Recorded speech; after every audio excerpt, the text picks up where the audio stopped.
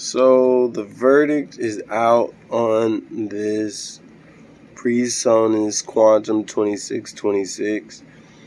You see that the first 3 channels are unplugged. That's because I've been troubleshooting. So I had to take some weeks to get this whole thing set up because it's running a Dolby Atmos rig.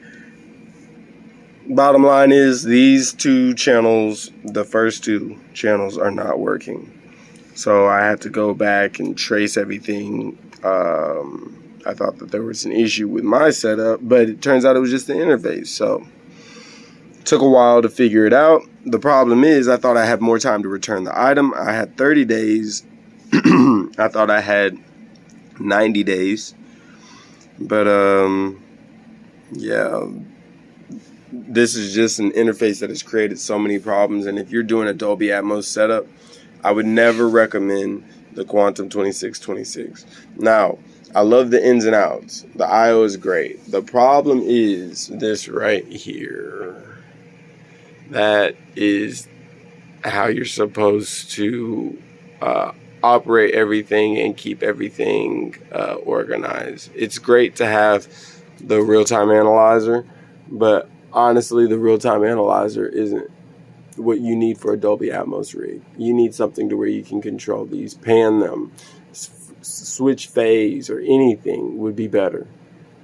So, bottom line is not having any control functionality with any of these options. You can't switch any of these settings. You can't pan anything. You can't change any phase on anything.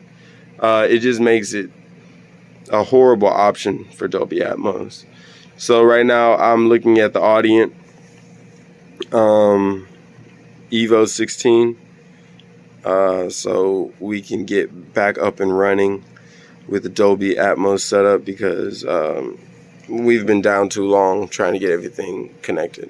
So that is my story. For anybody interested in getting the Quantum 2626, I wouldn't do it. I don't know what happened to the interface to where it was an issue. As you can see, everything is already patched and it doesn't come in and out. I only had to unplug it to try to troubleshoot. Really not sure.